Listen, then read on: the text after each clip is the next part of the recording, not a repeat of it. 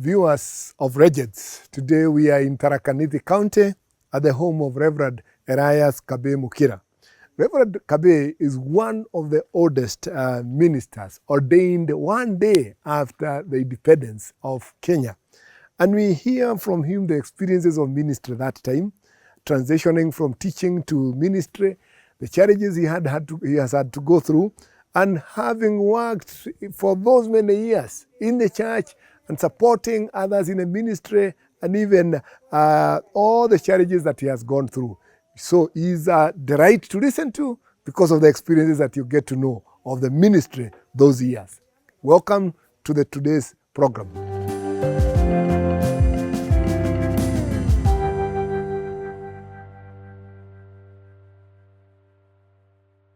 Reverend Kabii, take a moment and introduce yourself to the viewers. Well, my name is Elias Kabii Mukira,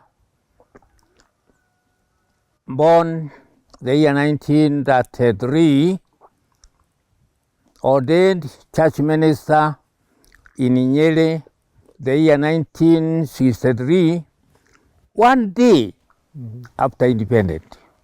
Wow. So I've been minister from that time. I have served Nyeri, Mokoroine, Tomotomo, and Chogoria presbyteries. Okay. That's many years since your ordination. So you have been ordained for as long as Kenya has been independent. Yeah, one day after Kenya independent. Okay. Did you come across any challenges, after the independence that was affecting the church? Well, sometimes you have been accused of doing things which is contrary to the government, but that is not true. Okay. Maybe before you go to the experiences in the ministry and how you joined the ministry, where did you go to school? Where were you born and raised and went to school? Well, I was born in Kiriani, and I went to school to Kiriani Primary, Kajunduri, and also Chogoria Boys High School. And when I finished my Form 4 course, I went for teacher training college. Okay. That is in Melo. When I graduated, I was posted here in Chogoria. Then I had a problem with the Reverend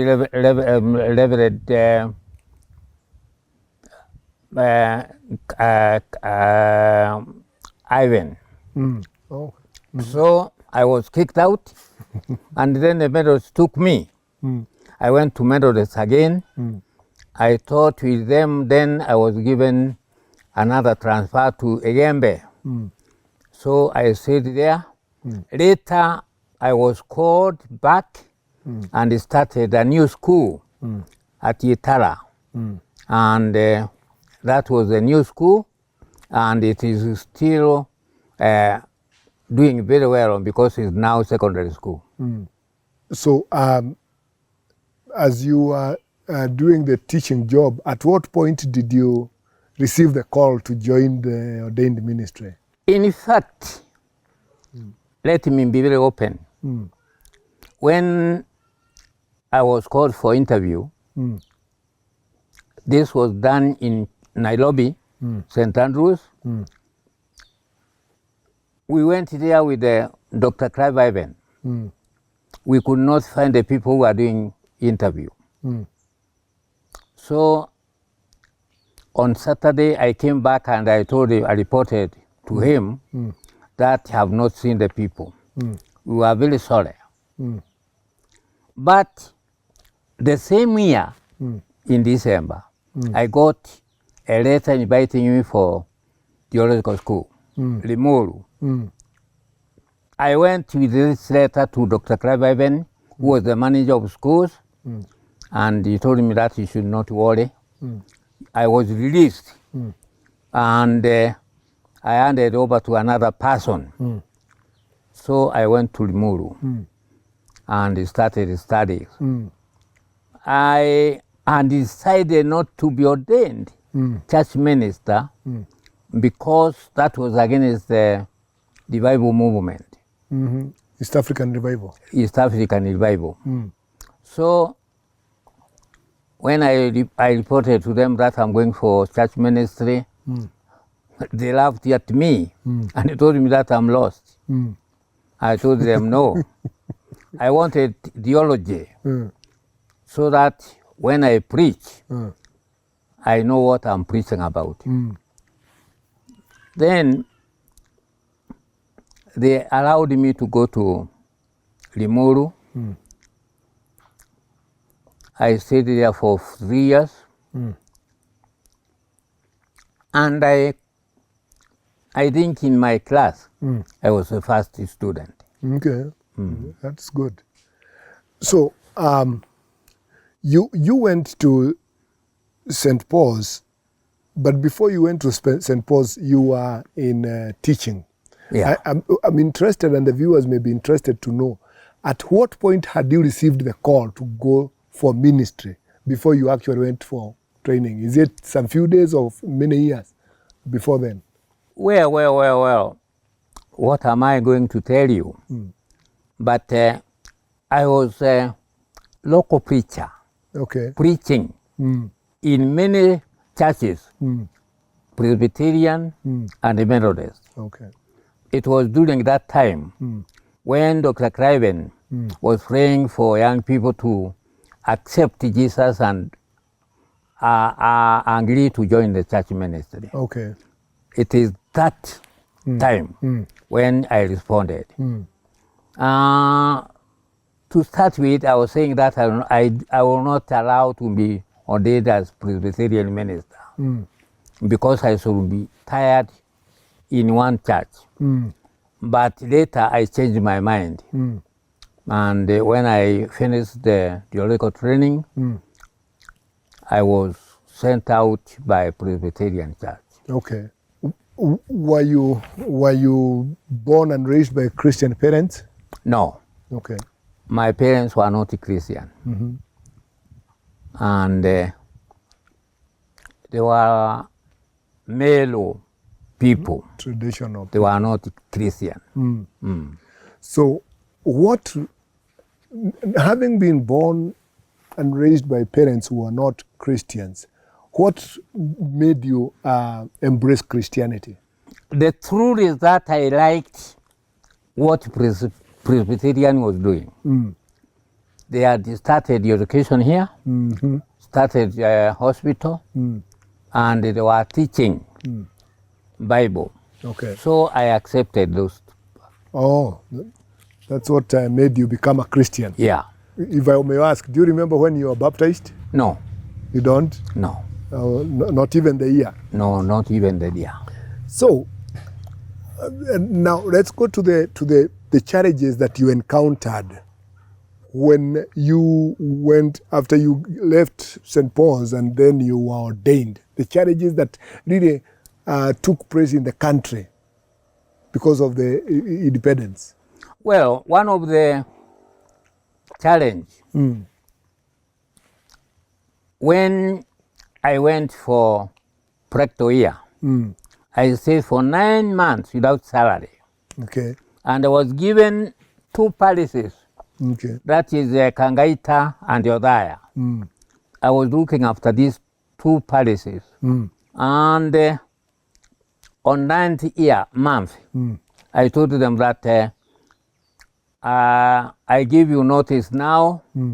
If I shall have no salary on 10th month, I shall not serve you. So that was a big challenge to me because I had finished all the money that I had worked for when I was a teacher. And maybe out of curiosity, how much were ministers being paid then? Well, many of them were not paid. And they were, that is what made me to like the ministry. Although there was no money. Because during that time, the ministers who are not paid were many. And I also liked to be one of them. Okay. Serving God Serving without God. being paid. Yeah, That was real sacrifice. yeah. So what do you think when today you feel that ministers are refusing to or failing to Well, continue the the work? problem that we have Yes. with the current ministers, Yes. young ministers today, they are after money, Okay. not serving God. Although they say they serve God, they are not. Because if one will miss a salary for 1 or 2 months, that will be a problem. Yeah. Wow. So now, around the same time that maybe soon after that, when you got ordained, there was an experience that happened with and this is what I was interested to know. Being a church minister, and Kenya has gained independence, the challenges of being a minister in a newly independent country, and if you were comfortably embraced in the ministry by the government. Well, the new Kenya, the new government, likes Presbyterian Church. Okay. And they really, a person like me, was then given a very big a high responsibility. Yes. Because I was sitting with the rulers of this country. People like DC and people like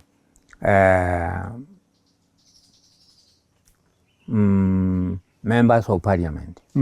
We used to be there. Even now, this place, member of parliament of this area, like it. Okay. He hold the meetings here. Maybe an experience that I don't know a lot whether it affected this part of the Mount Kenya region, the whole idea of the 1969 oathing and the church. Well, it affected this just a little. Because I was one of the leaders who went to see Kenyatta for that thing. We went to Kenyatta's home and we told him what is facing the church. And I remember he called the people who were celebrating this and he told them that must stop. And it stopped. So how had the church been affected and the ministry? Well, many Christians had taken oath. Yes. Which was contrary to the Presbyterian teaching. Yes. And that is what we told the President Kenyatta, that we, church members, we are loyal to the government, and we are not happy to hear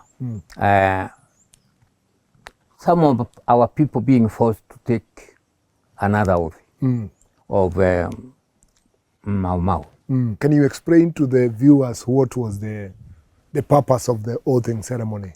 We are told, and this is exactly what fought me. When I went to preach to them in camps, they told me that Christian is a Muzungu, is foreign religion. And when I told them that, no, even before the Muzungu came here, Meru people and the Kenya people worship God. And even if we have Christian now, it is not that we are worshiping God in of any other country. It's the same God that all the people used to serve in this country.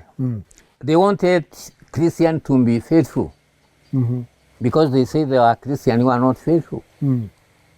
So they wanted to give them oath so that they can be faithful to the government.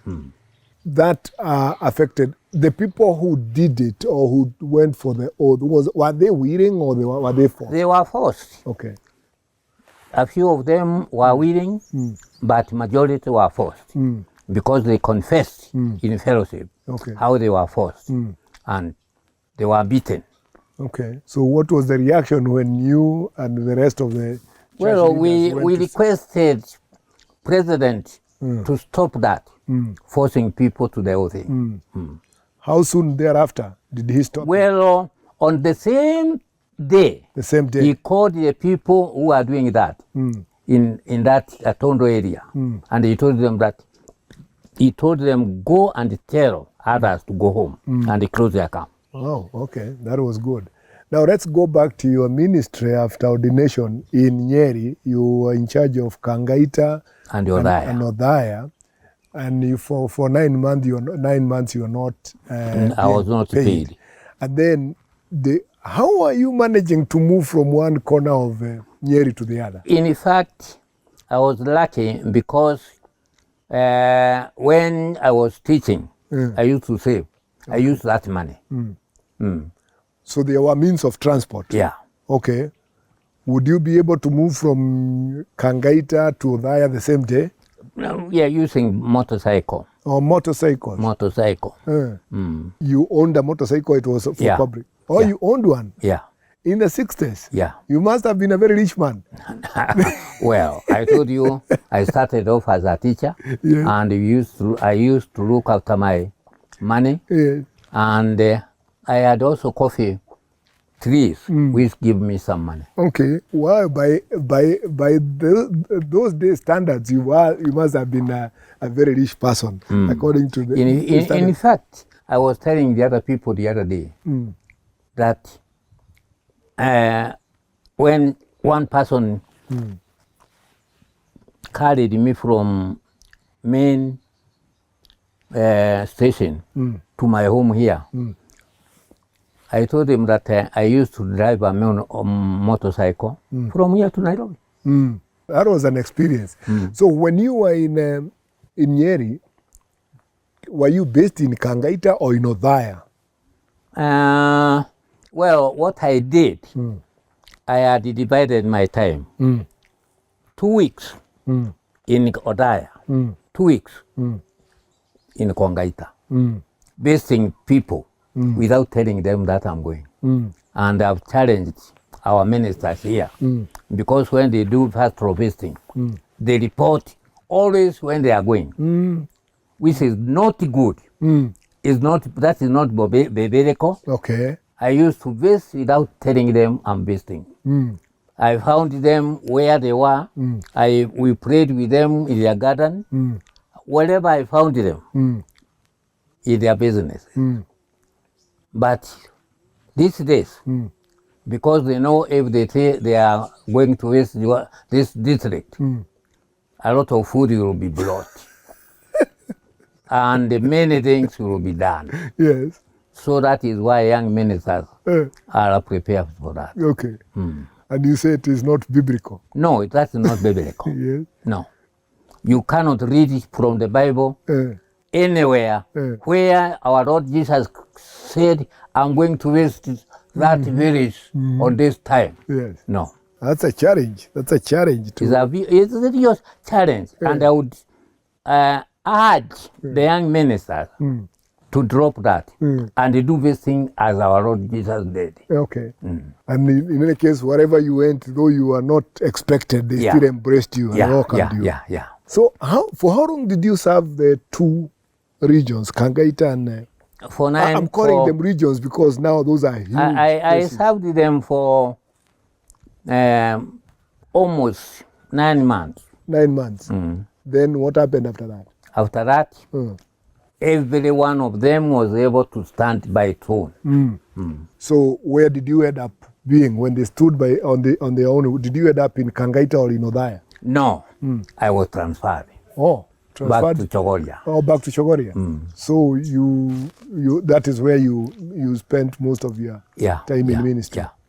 Okay. How did you find the transition from Nyeri? I'm still, because of the timing of the new Kenya in 1963, the transitioning from Nyeri to Chogoria. Were there some things that there was some changes or challenges that you went through? No, because people in Chogoria loved me. Okay. And I remember PC Mahihu, who was in Embu, loved Chogoria. And he is the one who said he went to head office, Nairobi, told Gato and the other leaders that Kenyatta cannot come to Chogoria without me. Wow. And that is why I was called in Nairobi. I was told you are going back to Chogoria, and this is the way you are going. So if you look at my photo, when Kenyatta came to Chogoria, I stood to thank him and give him present, a gift. So Mahihu was a PC since independence? Yeah. And a church elder too? Yeah. Wow. Okay. He was a man of God. So now, then after Chogoria, how long were you in Chogoria? By then Chogoria was a presbytery? Was a presbytery. Then I had to divide Chogoria. I took Imenti from Chogoria. I gave them The presbytery. I took Chuka from Chogoria. I gave them presbytery. Then, when we remained in Chogoria, I also decided to divide Chogoria itself. There is a we subdivided Chogoria, Chogoria Central, and Mozambique, because Mozambique was part of Chogoria. Mozambique became parish. And Chogoria Central and Chogoria, the old Chogoria become alone. Chogoria. Then, after Chogoria Central, when we came here, within 1 month, within 1 year, we subdivided again. Chogoria Central and Chogoria West. I'm just curious, now that we have discussed the issue of presbyteries, how many presbyteries were there when you were being ordained? Well, there were not many, but there was the Chogoria Presbytery. There was also Tumutumu Presbytery, Rogoto Presbytery. Nairobi was also Presbytery. Nairobi was a presbytery? Yeah. Okay. And then Rift Valley, Nyaikuru, was a presbytery. So 5. And then, so when you were in Nyeri Kangaita, you had a Tumutumu Presbytery? Yeah. No. Okay. Already Nyeri was given status of being a presbytery. Okay, now I understand.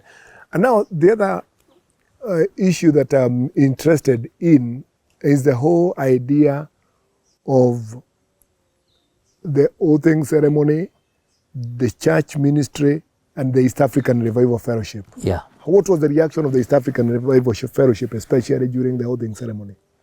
Oh, well, they had changed. Okay. What they thought could be the subject was not. Because they thought that when one is ordained as a church minister, we will speak against the Bible. Okay. But when they found the ordained minister were supporting the Bible, they were happy. Oh, okay. And what was the reaction of the East African Revival Fellowship during the oathing ceremony? East African Revival Fellowship and oathing was teaching against oathing. Against it? Very much. Very much. So, and that is what prompted the ministers to take action. Okay, that's very important to know. So, after Chogoria, where else did you serve? I told you I went out of the country. Okay. And when I came back, I was posted to Mukureni. Mukureni, okay. Mukureni Presbytery. Back to Nyeri. Back to Nyeri. Then I served there for a few months. They wanted to give me induction. I said no, because I've asked for transfer. I was brought back to Chogoria. Okay. When I came back to Chogoria, we subdivided Chogoria. Chogoria and also Central Chogoria. Okay. So when you went outside the country, where You went for studies? Yeah. Where? I went to Switzerland. Switzerland. Okay. So Geneva. Geneva, Switzerland. Yeah. Okay. And I also went to Britain. For how long were you outside the country? For 3 years. 3 years. Okay. Oh, that's quite some experiences. You started by being a teacher and then moved into the ministry. How did you find the change from teaching to ordained ministry? Well, there was no change because I was church elder. Okay. I was doing a lot of good work. Yeah. And one of the reasons why I was accepted in Limuru without my being interviewed. Yes. The principal of Limuru came here with a student. That is the Reverend Muindi, the late. Because he comes from this place. Okay. And when the principal found me the work that I was doing, he was surprised that I'm not given any work to do by the church. Okay. And he recommended to the training committee very highly that I joined the church ministry. Okay. So when they were coming, the very Reverend Bernard Muindi, the late very Reverend Bernard Muindi, was already a student. Yeah. Okay. How many years ahead of you in Well, he was 2-3 years ahead of me. So take some time and give us the experiences that you had in the ministry those years that was different from what the ministry is today. I've told you I was posted to Mutomo Presbytery, and before long, Nyeri was given status of presbytery. Okay. I was moved to Nyeri. Nyeri, and was given responsibility of handling Kangaita and Odaya in under Nyeri, not Tumutumu. Yes. Because Tumutumu had already joined them, and they said they cannot be parishes. I had to do work so that they can be separated. I did that. They were separated, and not by Tumutumu now, but by Nyeri Presbytery. So, and then you said you came back to Chogoria after studies. After that, I came back to Chogoria. And then to Chogoria again. Did you ever serve in any other presbytery? No, Mukurweini. No. I served Mukurweini. Okay, after Mukurweini you came back to Chogoria. Yeah. So after Chogoria, did you retire at the Chogoria Presbytery? Well, when I retired, I was given the responsibility of handling Chogoria Hospital as a chaplain. So when did you retire from active ministry? Well, I would say officially I retired 2015.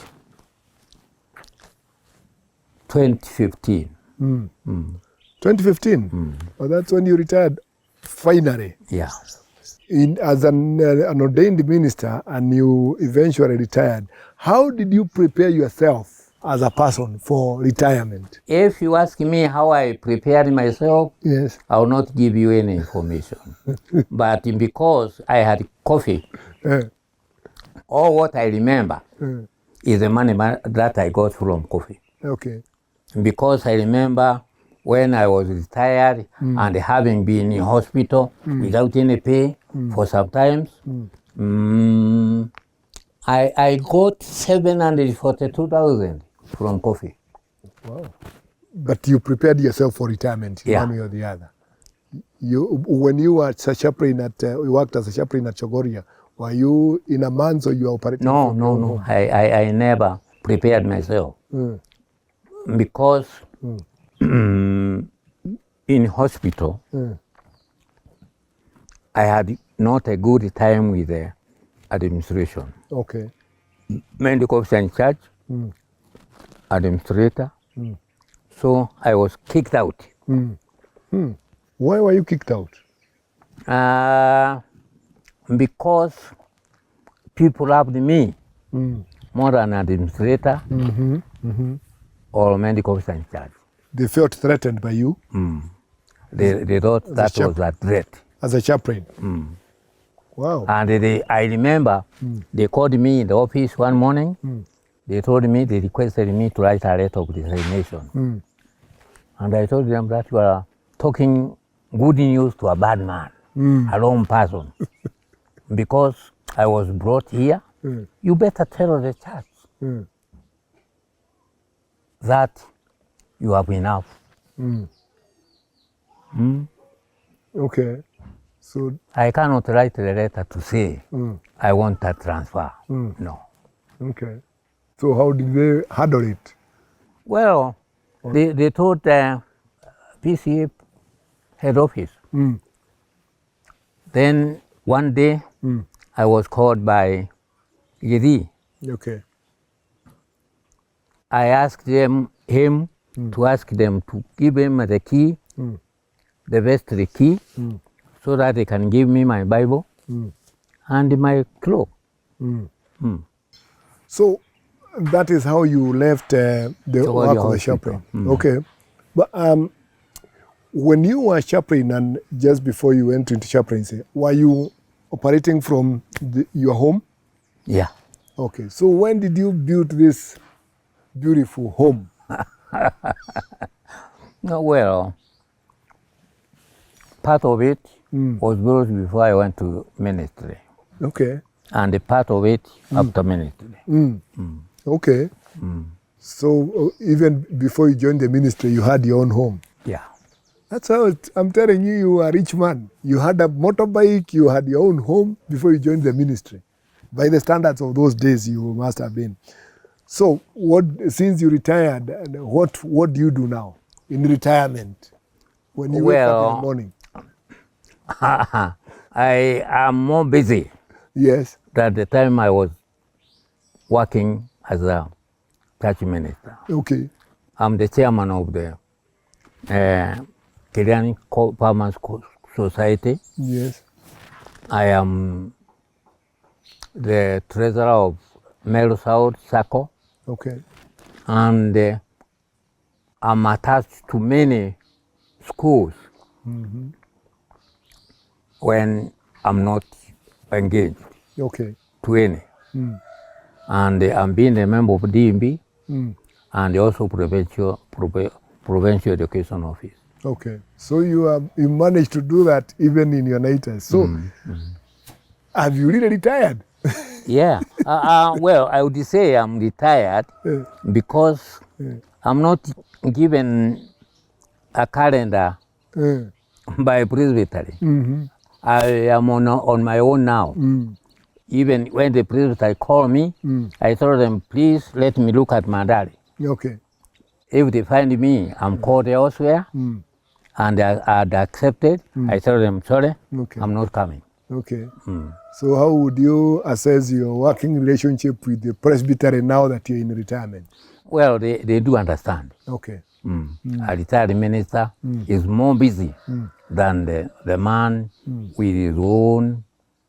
I was telling the minister here, because I'm the member of Kiriani Parish, is single congregation, one minister.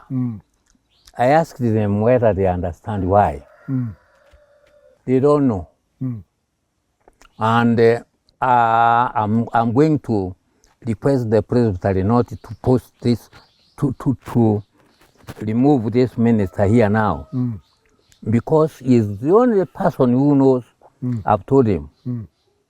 Because when we are divided from Chogoria, I mean from the central presbytery, so that we could get Western, I mean Chogoria West, and then we left the Chogoria Central. I was called before any information to come and read Kiriani because they had no minister.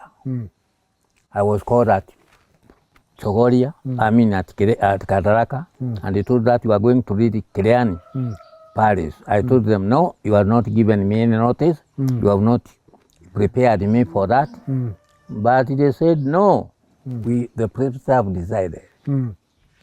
And because I was not in that presbytery, I had to accept that. And to take that responsibility, the presbytery, the session was given to me, and I led them singing from Kataraka to Kireani. And I had to be with it for a few minutes before the minister came. The day minister arrived, I handed over to him. Okay. So now that you are in retirement from the ministry, what word of advice would you give to the young ministers who are Well, I would say, Yeah. you prepare them for retirement. Okay. And you make them love the senior ministers. Okay. Those who are with them, they need to be looked after Okay. because they don't want to see them. I was surprised the other day when Joya told me that he's getting over 30,000, over 40,000 per month From his presbytery? from his presbytery. While here in Chogoria Presbytery, I was getting nothing. But I'm happy because this year, presbytery is hoped that I get 20,000. Okay. So that is good. So at least you are comfortable even in retirement. I don't think so, because that money that I got, my offering is bigger, is larger than that. Okay. But at least the presbytery takes care of the retired ministers. That is Yes. Sometimes when they have money, when they don't have money, they don't give. I'm treated like any other minister in the presbytery, because even the other working ministers, they are looked after by their parish, and they are looked after by presbytery. Okay. And me, they are looking after me, presbytery, And when they have money. Okay. But the parish minister, even when we don't have money, they have their own parish. So I must thank you for your service to this Thank church you. and for taking Thank you. time to share your experience with us and with the active ministers. Thank you for taking your time. I know it has not been very easy. By the way, you also lost your wife. When did your wife pass on? Well, 3 years ago. 3 years ago. And you still moving on. Her grave is just there. Yes. So we continue to pray that God Thank you. keeps you in good shape and in good health. Thank you. Thank you. And strengthens you as you continue to be of support to us as active ministers. Other young people asking me whether I'm going to be married. I have passed that stage. So I'm not going to ask you that question. But thank you so much, Reverend Kabii, for your time. Thank you. May the Lord bless you and be with you. Thank you. So viewers, thank you for watching this discussion with Reverend Elias Kabii at his home in Tharaka Nithi. And continue subscribing. See you in the next episode of The Regents. God bless you.